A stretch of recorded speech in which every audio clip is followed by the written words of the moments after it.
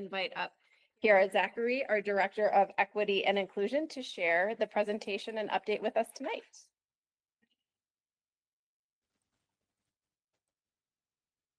All right, good evening, school board. Chair Brackey, Superintendent Dowd. I'm really excited to share with you all progress on our Grow Your Own Student Pathway program.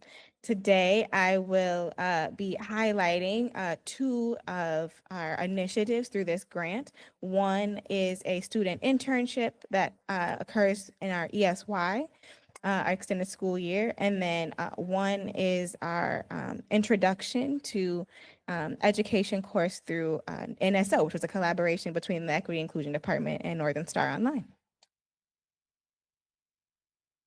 So here's just a brief description of MDE's Grow Your Own programs. I know that you're aware that we have one of the largest racial disparities when it comes to teaching staff in the state of Minnesota, and that the Minnesota Department of Education and the state have been funding initiatives, district level initiatives to increase teachers of color.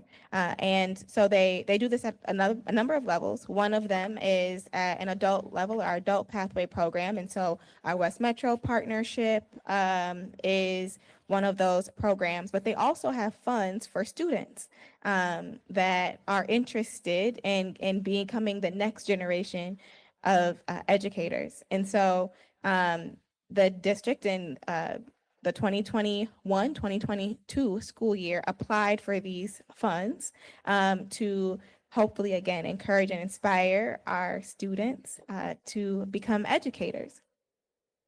So we received $439,000 roughly for a 5-year grant period. And the grant funds, it is a requirement of the grant fund that a majority of the funds goes to support students of color, students that racially identify as either American Indian or Indigenous, or Asian, Black, Middle Eastern, Latina, as well, because those have the greatest disparities racially. The funding must support the programs, must support future teacher clubs or service learning opportunities. It has to develop post-secondary or post-secondary prep courses for introduction to teaching, provide direct supports for wraparound services. So that could be like tutoring, transportation, or any other services that a student might need to successfully complete post-secondary courses, and offer scholarships. The program that we have in District 287 includes the 3 bulleted items. So we support our Future Teachers Club, which looks like our student internship, and I'll talk to you about that. We're developing and offering our post-secondary course. I'll talk to you about that, and then also offering scholarships. So I'll highlight our World of Education course. So myself and Mike Smart, who is one of our staff from NSO, collaborated to develop a course that we are offering through NSO. We have the first semester up and running, and we're developing our second course. So it's an online asynchronous course, but it helps prepare students for that post-secondary intro to education courses that they would be able to take at any of our Pell B certified institutions.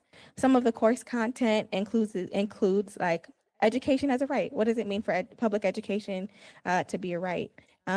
What is culturally responsive teaching?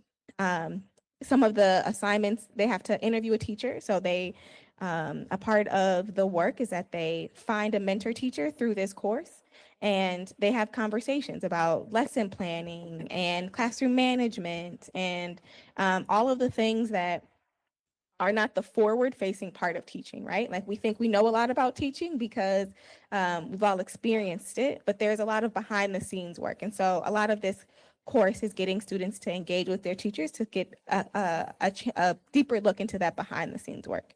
And so their assignments are really around that to get them to engage and learn and understand about that part. So we have that. And then he's currently working again on our second semester. So students will be able to take that one course and then move into the second semester. We also have a future educator internship program. And so when I was new to the district, this was one of the first programs that was introduced to me that would be a part of my work as the Director of Equity and Inclusion. And MDE hosts, I think quarterly, I want to say quarterly gatherings for districts that have a Grow Your Own Student Pathway program. And one of the things that many of the districts were struggling with and bringing up is how do we recruit students to be in education? They were creating programs, and we were in a very similar position. We were passing out flyers and trying to make connections and working to engage students, but it seemed like many districts were struggling to get students to commit the time to consider being a future educator. And so Minneapolis Public Schools and St. Paul Public Schools raised up two programs that each of the districts had, and they're a sort of mentorship or internship program where students were able to student teach. And that got my wheels turning. So I said, what would it look like at 287 for us to do something similarly? So I went out to schools and I asked students, what are your plans for the summer? What would you be interested in doing? And we had a couple of students that said, sure, I'd work ESY. Sure, I would work and I could help with kids. I'm interested in learning some more about that. And so last summer was our first summer in doing that. We had one student from Ann Bremmer Education Center that worked with a mentor teacher at NEC in an elementary classroom. And that was sort of our pilot. That was like our test run. And we provided those wraparound services. We provided training, we provided transportation, and that student was able to come every single day. And we paid the student to work in the classroom. So this year we did a little bit of program evaluation, and I asked both the student and I asked the teacher, what would have made this better for you? And they said, the student said, I would have liked an opportunity to see more classrooms. And I would have liked to know what sorts of things I would have been doing beforehand. So we did an orientation that we do with many of our staff. It's about, like our payroll and our I-9 forms. And it was sort of those technical pieces, but it wasn't at all about what it meant to be a student intern. And our teacher felt the same way, right? Like it would be really nice for us to walk students through what is the difference between being a student and a staff person. And so this year we facilitated a 2-day orientation and we walked our students through that exact thing. We identified mentor teachers and we did a sort of matching. Our mentor teachers brought in sample lessons and activities and engaged our students in those activities so they would have an idea about what their work would look like. We had our students learn de-escalation strategies because they would be in the classroom. We talked to our students about what it meant to be a professional, and this was a couple of their first job experiences ever. So what does it mean to call in sick? How do you fill out your time card? What do you need to do if you'll be late to work? Some of those skills is what we discussed in our orientation. What to wear when you're working with young kids, right? Like you should wear things that you can move in, things that you can be comfortable in. And our students and staff really felt that orientation really benefited them and preparing them to be in the program. So next, I actually have a video for you. We interviewed 2 of our students, and they got to tell us a little bit about their experience in the program. We had 6 interns this summer, and you'll hear from, 2 of them on the video, and then one of them I actually ran into today while I was at South Education Center. And so I said, I'm going to the school board and I'm talking about the program. And I said, is there anything else that I should tell them? And so she answered that question for me, and I'll share that with you in a little bit. But now we will hear from Dieris and Zainab. They were 2 of our student interns. Zainab was at South Education Center, and Dieris was at North Education Center. And Brent, our equity inclusion coordinator, interviewed these students for us this summer. Oh.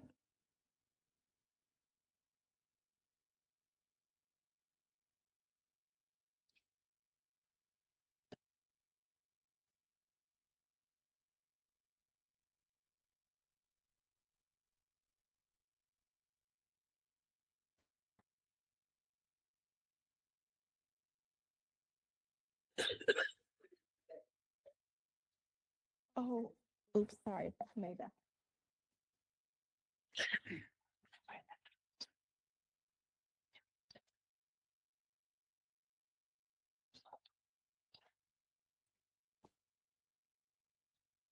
Well, I'll share with you what Gabby said while we get that together. Hi there. Are you here to help? Perfect timing though. Yeah.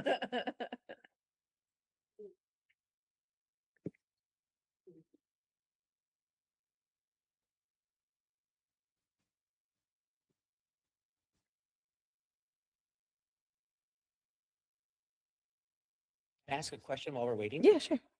So, and you've already been through your presentation, already been answering part of it. I'm just curious as to whether it's for the student or for an existing person who's like around us but hasn't quite gone down this path yet. Mhm. What are the biggest barriers and or cultural issues in them wanting to become an educator or to becoming an educator? You've mentioned around the wraparound services for the students Mhm. that clearly speaks to me. Mhm. But were there other things that are specific barriers as to having people see themselves or having the desire to become educators?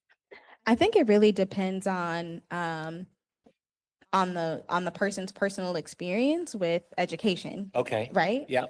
And so many of the things that we hear from the staff that go through our Grow Your Own programs is one of two things. Either I had an amazing teacher that made me believe in myself, and I want to provide that same opportunity to other students.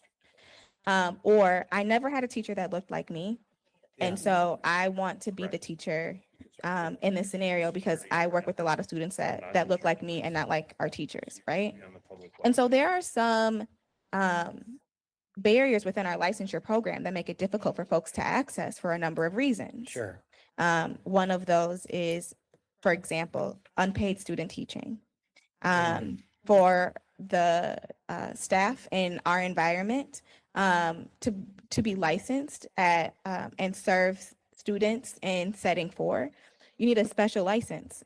Our iTrack program is an example, is I think one of the first in the state that you can obtain the specialized license in special education at a bachelor's level. It normally requires, in traditional programs up until, again, iTrack this year, it required a master's degree. So those would be some of the barriers. There also are, I think, social narratives about what it means to work in education. And so there's the notion of like there's low pay, or it's a thankless job, or right. So there's a number of social things and economic barriers to obtaining licensure that we hear time and time again. And so I think, the programming, we hope supports some of those and will shift some of those narratives, right? I think there's always room for improvement and for us to think more intentionally and deeper about how we address some of those barriers, or how we can affirm the profession or affirm people into thinking that this could be a fit for them. Sometimes I think the other thing too is that it takes multiple years. What we Yeah. hear a lot of teachers say is that it takes multiple years for you to find your groove. Like the first few years of teaching are really hard for people to feel self-efficacy. And so we lose a lot of teachers in those first few years because they thought the teaching would be one way, and then it turns out that it isn't that immediately, right? I'm glad you said, because that was the thing what I wrote down as far as the notes I was taking was, is the barrier on the front end? Is it in the middle or is it on the back end? I think it's all of them. Yeah, no, and I wasn't explicitly suggesting it was one or the other, Yeah. but more of, as we think about programming and we think about the supports and we think things we need to Mhm. have, because it migrates, right? Getting someone through the first front end barriers that you were talking about, Mhm. but then once they're in it, it takes a while. Mhm. How do you continue to provide the levels of supports when they're having it tough, when it's really bearing down on them, making it difficult? How do you see it through to that other side? And, when you talk to teachers who've experienced that typically when they're in their that 5-year, 10-year part, they're like, oh Mhm. no, you just got to get past that part. As a lot of professions require you to do Mhm. to make that happen. That's great. Thank you. Yes.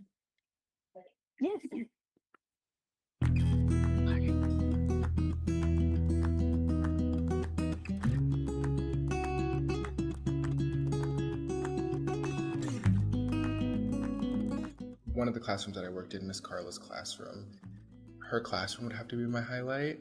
The kids in there, it's so diverse. I love it. There are some rambunctious kids, there are some more calm kids. I get to work with them all. I got to know some of their weaknesses, some of their strengths. I got to help them through that. I've done social scenarios, I've done reading with them. I've had my little one-on-one conversations with them.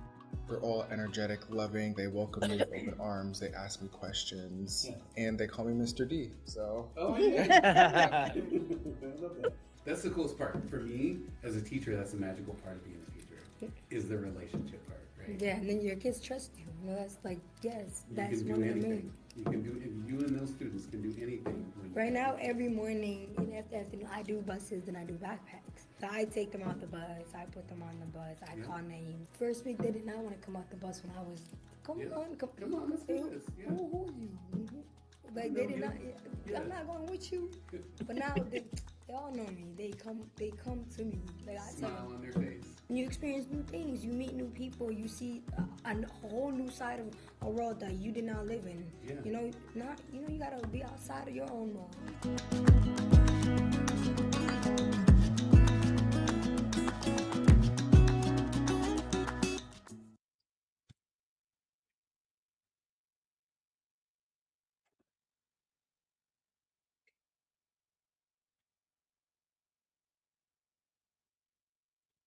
I'll tell you a funny story that I asked Zainab if I could share with you.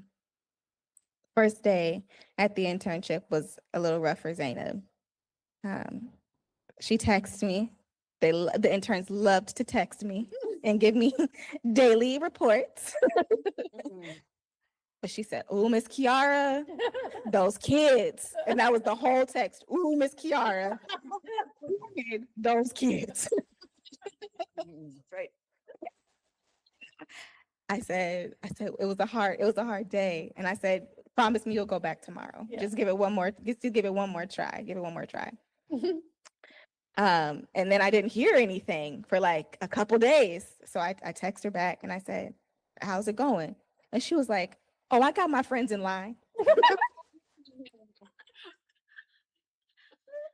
That's a teacher right there. Yes, got her friends in line.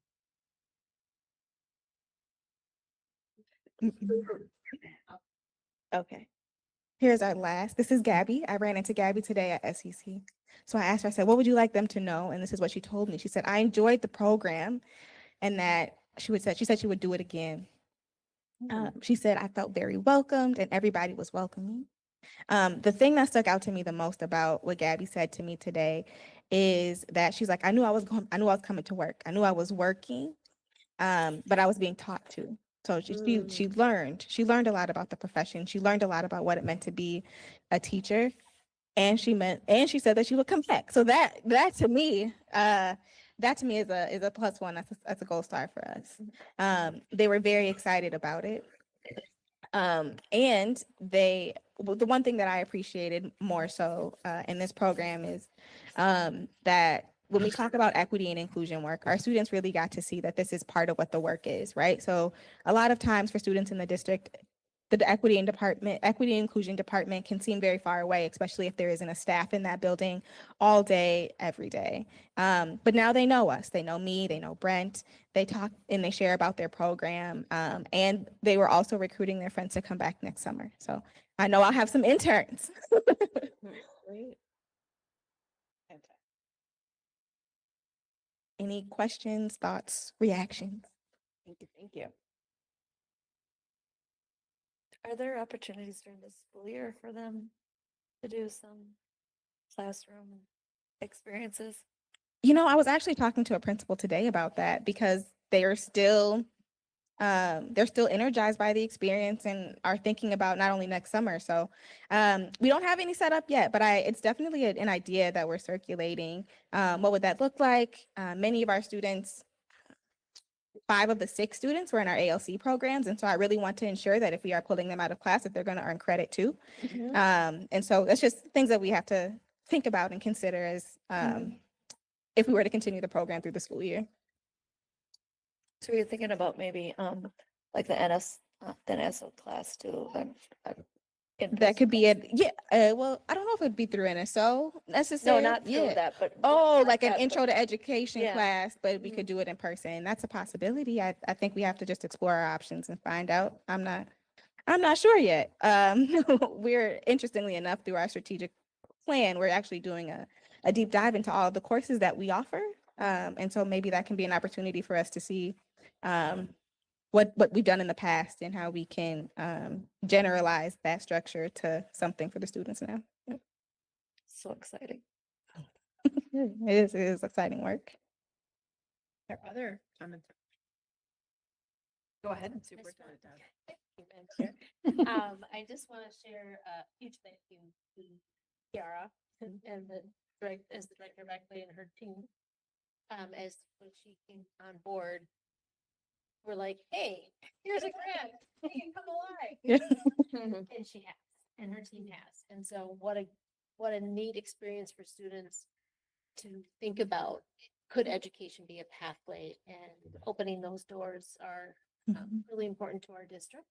And just grateful for you and the team to do that. To lead that. Thank you. And that's similar to what I was thinking too. There is so much conversation about the crisis that we have in the pool of teachers broadly and specifically in that racial diversity gap, and how just overwhelmingly white the profession is and how that does not match our student population and their lived experiences. And I think what we would aspire to be true for all of the kids in our district.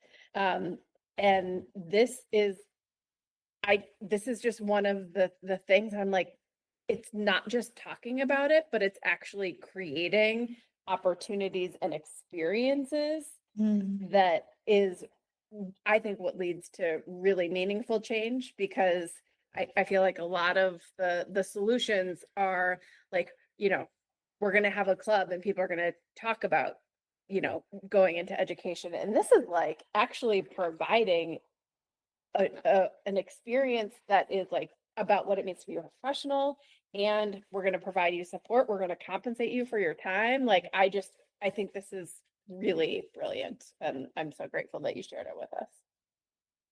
Yeah. Yeah, I mean, it's so important to have programs like this to help educate people more broadly about this is what the work looks like. Yeah. You can talk about it, philosophically and so forth, but to say, this is what it looks like, boots on the ground, and these are the kinds of things we need to be thinking about, and not just thinking about, but doing.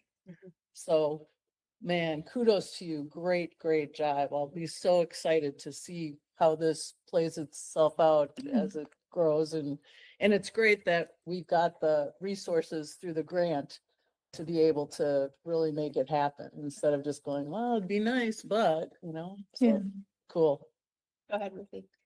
Oh, I was just gonna say, this is so timely. I was with a group of youth earlier this afternoon, and we were talking about this very same thing, having some type of program to draw the students' interest in education.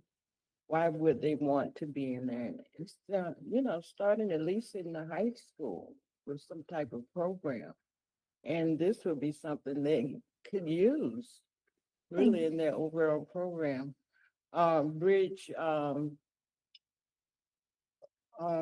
B-Bay it's called. What is it? Bridge for Oh, Brooklyn Bridge for you. Brooklyn Bridge Youth Alliance. Yep. Oh, yeah. Yeah. Mhm. And they were doing door knocking for college, the access to college scholarships and getting them in school and all of that. And so this just surfaced, this whole conversation about getting them interested in becoming an educator. What would make you want to be that? And of course, would you like to serve on a board? You know, school Mhm. boards need you. Yeah. The group was so diverse, so Yeah. it was a great opportunity. Yeah. One of our interns, Dieris, was really interested in thinking about, of course, like teaching, but he had the opportunity to talk to social workers and psychologists too, because he has been very impacted by those roles in his educational experience. And he, got to spend a little bit of time with them as well to see what does it mean to be a school social worker. And there's many aspects. And I think that, again, it's these programs to help illuminate, like, what are all the different pathways or the different careers. It's the conversation that we have to have with our youth. Yeah.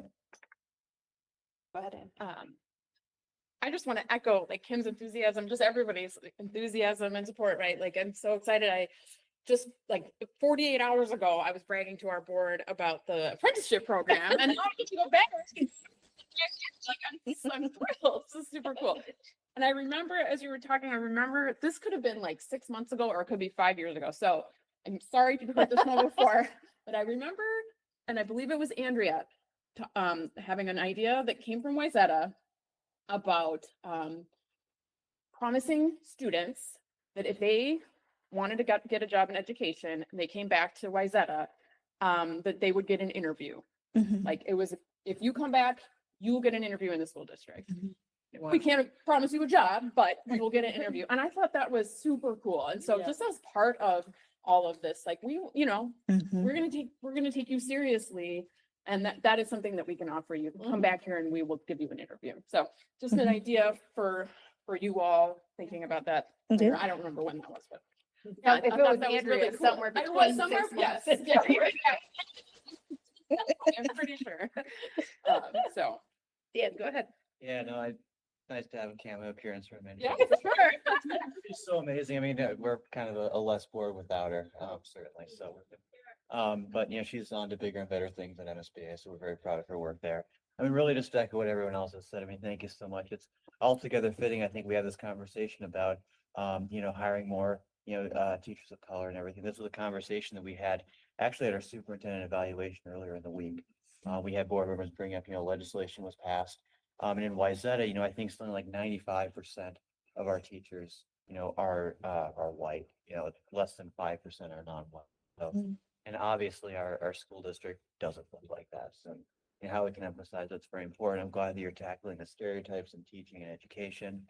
Oh, it doesn't pay well or it's a thankless job. I'm glad that you're confronting that head on and kind of, immersing students in these programs that, very quickly. Great work all around it. We're excited. Yeah, this Thank you. Go ahead, I Mike. actually had a couple questions. Mm. The grant that we received, how long is that for? Oh, yes. It's a 5-year 5 grant. years. Oh, cool. Okay, Wow. cool. And then were there any goals or metrics that in granting the grant to us that, or from the state that's doing it, do they have specific goals or metrics that they're evaluating over that 5-year period of time of what they're hoping to see or expect to see? Mhm. And I would expect that they may not have that, which wouldn't surprise me, Mm. but I'm just curious as to, do they have anything like that? And if not, do we then Mhm. have any goals or metrics for our own Mhm. around this? And not because I want to hold us to any goals or metrics, Mhm. but more of, I think what's difficult is this incredible problem. Sometimes I think people think, oh, we have a grant, we're going to sprinkle something over here, that'll take care of it. Mhm. And we know just intuitively, without even having to do any of the amazing work that you're doing, yeah, no, that's a joke. No, that's not going to take care of the problem. It's going to help us towards Mhm. getting on the on-ramp to the problem and Mhm. trying to do some of that, which is why I get around the goals and metrics part as to, we need not just these things, we need a more robust component. And you're Mhm. building that kind of scaffolding towards that from that standpoint. So I have another question, but I'll ask that one. Are there goals or metrics that the state required around these grant, 5-year grant, or do we have any goals and metrics for our own program? Yeah, so the state required that a specific portion of the grant be assigned to scholarship opportunities. Okay. The state also required that 80% of the spending, I think it's 80 or 85% of the spending had to be for students of color. Okay. And then in the grant programs, as well. So the grant participants, the program participants that, there are metrics that we need to meet as far as the racial demographics. Luckily, we've been in a position where 100% of the students that are, participating in in this program have identified as students of color. Awesome. Thank you. And then someone mentioned it earlier about pathways. Of all the different pathway programs that exist out there and all the different districts that are out there, is there an actual pathway to education? Does anyone know? What do you mean when you say? Meaning that they actually have, so like a pathway for nursing or a pathway for aviation or a pathway where, is there a pathway that anybody has actually, Osceola is, OSSEO has it? and we've heard it at Park Center, which is our highest percentage of kids of color. I think Eden Prairie does too. Okay. I'm just curious as to, I mean, who here has pathway programs? Like actually, Like CTE, pardon me? like CTE. Yeah. Yeah. Yeah.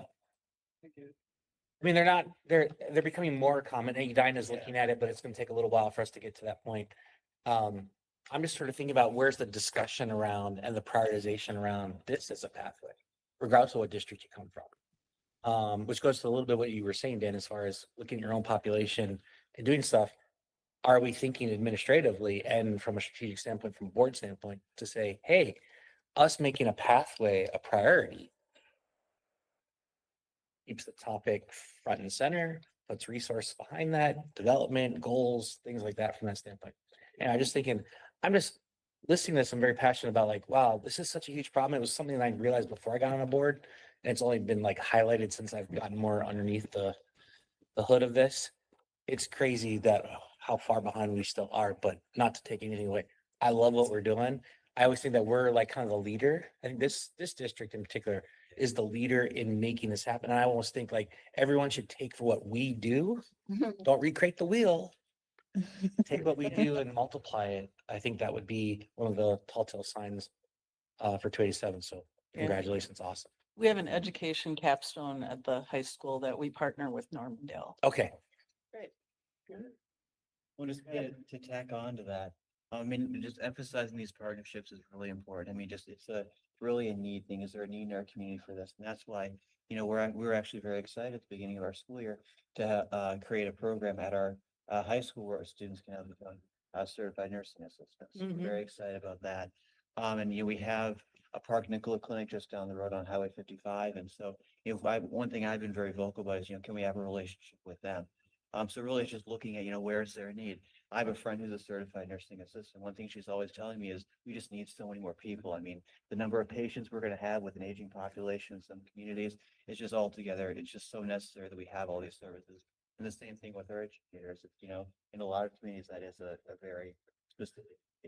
So how we're able to emphasize those partnerships is very, very important. So really hands off to you. I just want to say, I am excited to see where this goes.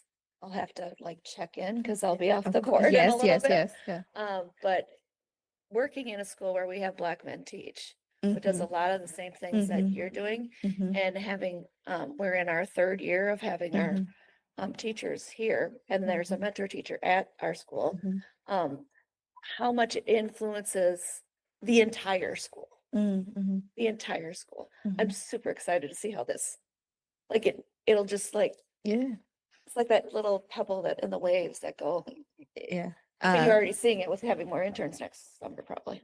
Hopefully that's the goal. Black Men Teach is a wonderful organization. And we haven't explored partnership with them yet, but we are in conversations with mentorship programs with other programs, and very exciting work. And it's necessary.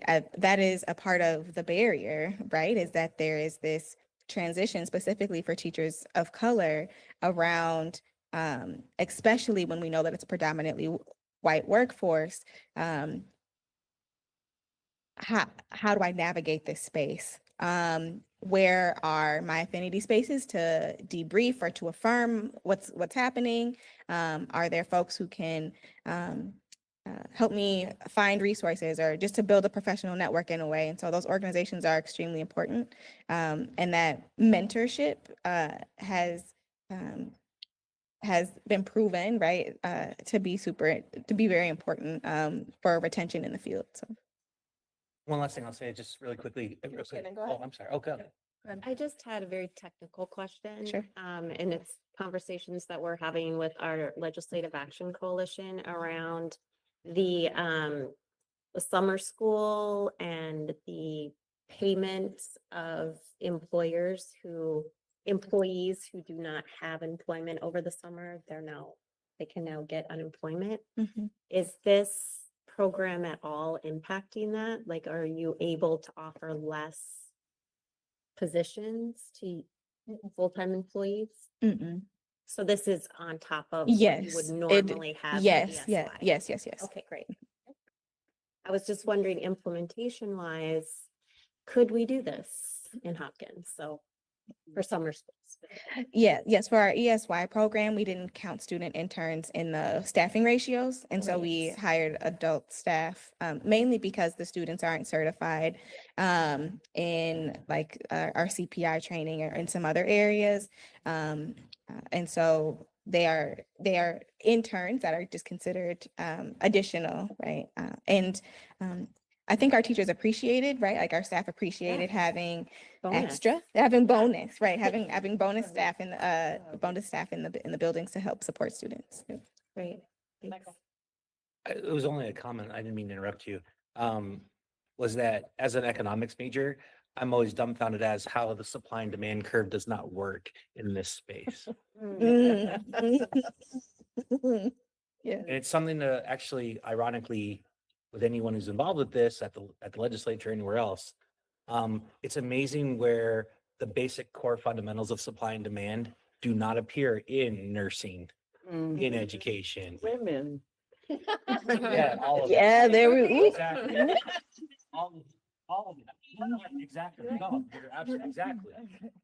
I'm just saying, like, we have to find I think it all come upon us to keep trying to find our language and our pressure point on these stark facts. Mhm. Because when people say, oh, we have this problem, like it came out of nowhere. No, it didn't. And you don't have to be an economics master's degree or a doctorate student to understand. You could be a fifth grader who understands basic economic principles. Supply and demand is what determines price. This is not present. So I don't know, I just needed to say that because it's really frustrating. Sorry, thank you. Good for you. Thank you. We're not disagreeing. Out of the goodness of our hearts. What it is.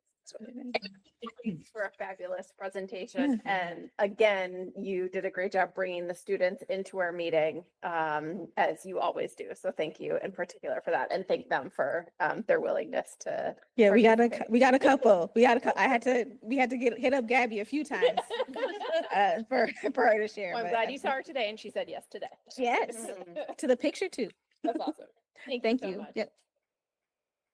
We move now to the board business section of the agenda where we have a number of policies. 4 of them are those that we looked at in our last meeting for first reads. So we will come back for a second read and potential approval, and then 1 policy and 1 procedure that are going to be shared with us tonight for the first time. So I will turn it over to the superintendent. Thank you, Madam Chair. So after the first reading of policy 506, student discipline, I brought it back to the ad hoc committee. We did add language under section 16, students with disabilities. The conversation from the first read was really putting it in the policy that annually the IEP team, we also added section 504 because the same law follows under section 504, including the parent, must discuss this policy and the student handbook to identify modifications to any of the students, either IEP or section 504 plan. And so that's the added change. I bring it forward for discussion and possible recommendation. Thank you. Are there any follow-up questions or discussion?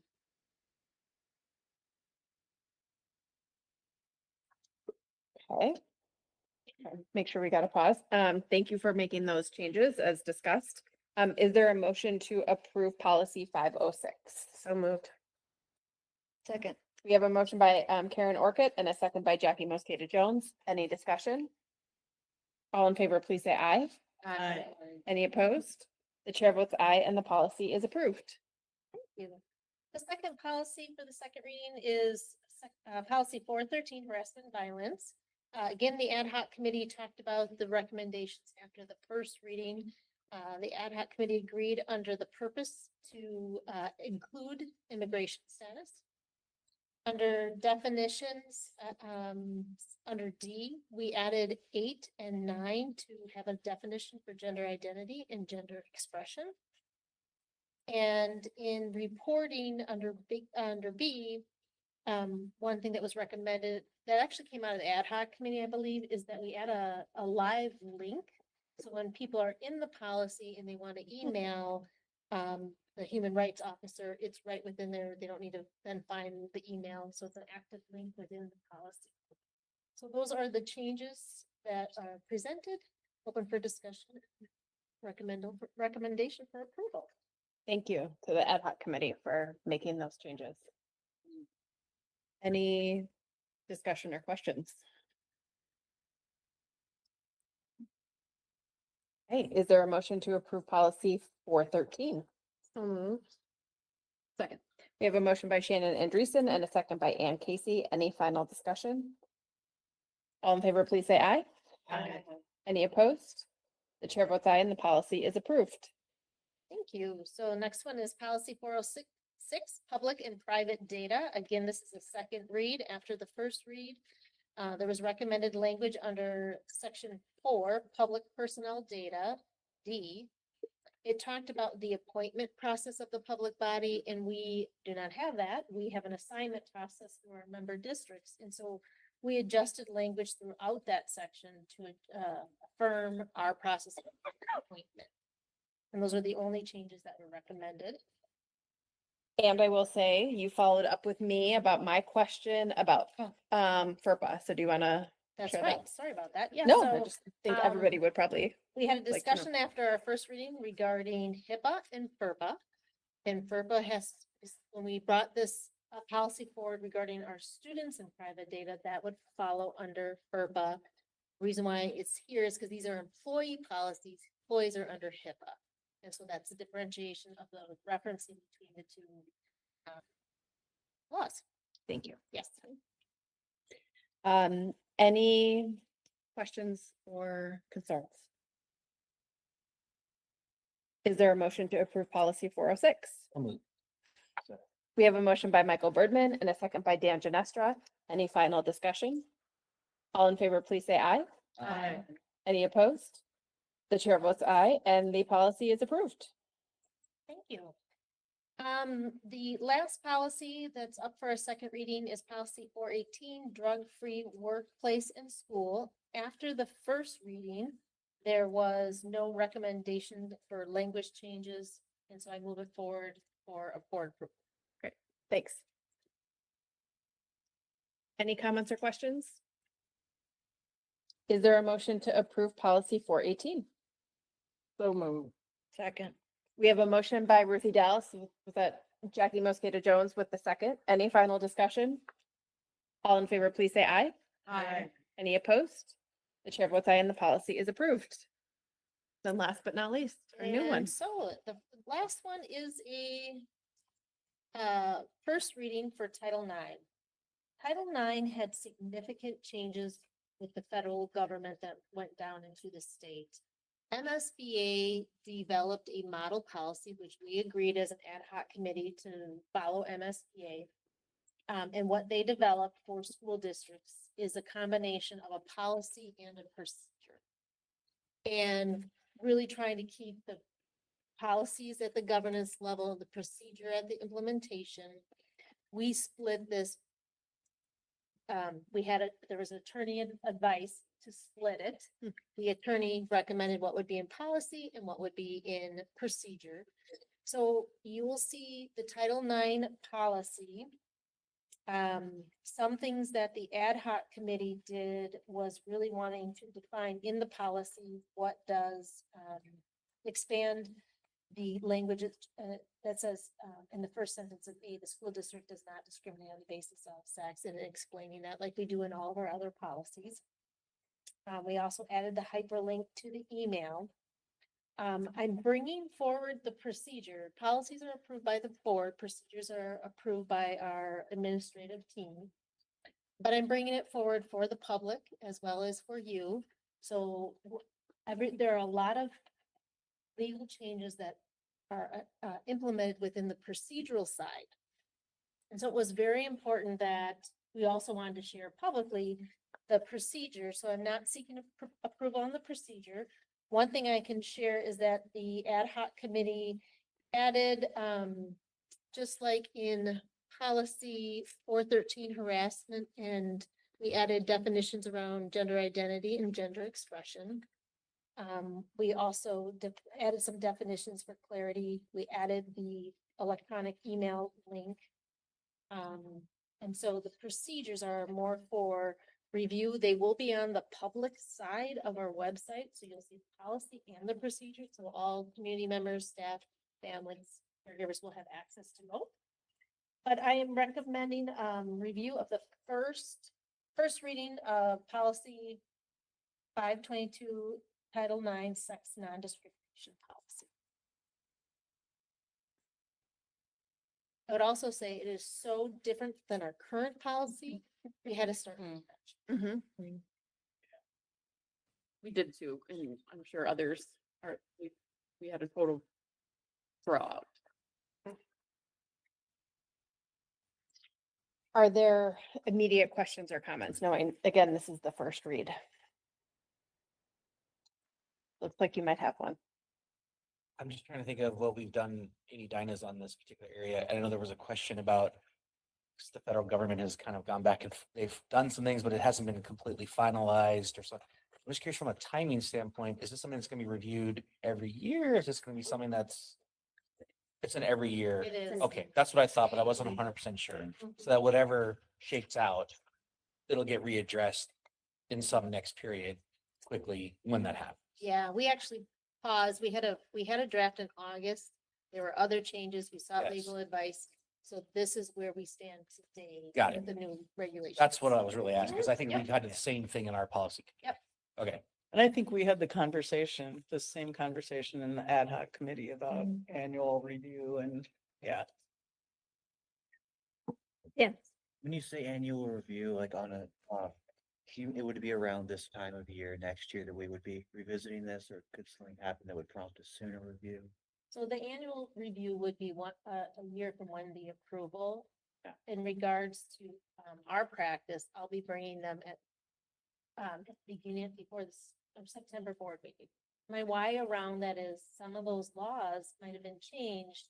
And if I wait really until the review date, let's say we review it annually in April, we might not be up to date with those legal changes. So annual reviews of policy, I'll be bringing to the first board meeting. The ad hoc will work on it over the summer and we'll be bringing it to the first meeting. So we're in alignment when school starts. Thank you. And I know that I'm sorry. Go ahead. I know that the procedures are public facing in this policy. But does that mean that they are also open for annual review? Yep. Or is it the policy itself that's up for annual review? At the board, we will be reviewing the policy annually. The procedures will also be in review because if there are changes, to change the procedures. I see myself with this policy bringing both for public awareness. Makes sense. And I appreciate that. Any other questions? Okay, great. We will see this one again then. We are moving to the end of our agenda. The only thing I wanted to flag in the calendar section is you should have received meeting invites this week for the 3 upcoming board retreat dates for this school year. Thursday, November 14th, Thursday, February 13th, and Thursday, May 22nd. All three of those will go from 4:30 to 6:15 PM and be followed by the board meeting. So just following our pattern and practice from the last year. So make sure you get those in your calendar. And then I think there is a sign up sheet somewhere on the table for the Get on the Bus, which is Tuesday, October 15th. And the local 2209 lunch, which is on October 22nd. So here are the sign up sheets. If you have not seen them, and if you are ready to sign up, please just do so before you head out tonight. With that, we will move to once around the table, which is items that board members may want to share with each other. Is there anything people would like to share tonight? We had a charter school close in one of our cities and we were behind like 2 weeks in enrollment because there were 250 people lined up to register on one day. And then it was like 175 the second day. And now I'm trying to think Sage Academy. I think. That actually reminds me, something that happened in Richfield at the last board meeting is that Richfield took the step of closing to open enrollment at this time, which had not happened in my entire 8 years on the board. But they took the step of doing so this year, and it sounds like a couple other districts in the metro are considering it, or you have? We did, yeah. Okay, Um, go ahead. Yeah. Yeah. We did, we took the action, just recently to close our open enrollment. Our internal growth was sufficient to kind of offset any. Yeah. It was previously open for around 100 spots. We filled 65 of them. But we've just seen so much, growth internally as we recover from the pandemic, new housing being built, that we made the decision to close it. It had only been open for 9th and 10th graders. Okay. Everything else has been closed, but then we did close it for 9th and 10th graders, so it's entirely closed in WYSETA. But I should also emphasize that, we will always be revisiting that. Yeah. once it's open. As long as we're talking about enrollment. Eden Prairie this year is at a 10-year high Wow. in enrollment in our district, so. That's very exciting for any number of reasons, so. Yeah. And I should also add, a matter that's always, certainly discussion and conversation. WYSETA Public Schools is partnering with TeamWorks International right now to do our population study boundary survey. So, just putting it out there into the public knowledge, we will be redrawing our attendance lines. Certain to welcome a lot of engagement. Community members, constituents are welcome to reach out. So that will be an ongoing process, in part because we've seen now, such high enrollment. In fact, to the point that TeamWorks International, we actually had to give them new numbers because our, highest high projection for enrollment just completely was blown. So we're, excited to welcome new families to the district and are, looking to provide for them to the best of our ability. Good luck. And I got to earlier this afternoon attend the ribbon cutting for our upgraded high school building today. We have a building that was built in 1956 and it hasn't been updated in quite a long time. And after some delays due to new regulations, thank you storm shelter people, we cut that ribbon today. So we've brand new cafeteria that actually fits all of our kids, and a rebuilt media center that actually looks like it's for the 21st century, and lots of other great things. And the one of my favorite things that we have now is 18 single user gender inclusive bathroom stalls that are between our cafeteria and our auditorium. So they're used all the time. And our architects said that that's the most they've ever had for request by a school district. And so they're gonna like put us in their magazine or something. So that was pretty exciting. Yeah, so it's kind of fun. They bring, Kinnison brings like the big scissors. We didn't know if we had to get them ourselves, but they brought them. Very fun. that's awesome. Yeah, something? I just wanted to say that we are having our candidate forum on October 5th. It will be virtual and you can watch it according to district. starting at 9 a.m. on our YouTube. So it's Hopkins Public Schools Legislative Action Coalition, YouTube and Facebook. And it will be live streaming, and you can submit questions beforehand for your candidate, for your district, and but only if they're related to education. We anticipate a lot of engagement. It's been quite popular in years past online. I would Michael. just say that we had a very long work session on Tuesday night, our second work session of the month, and it had a lot of items in it.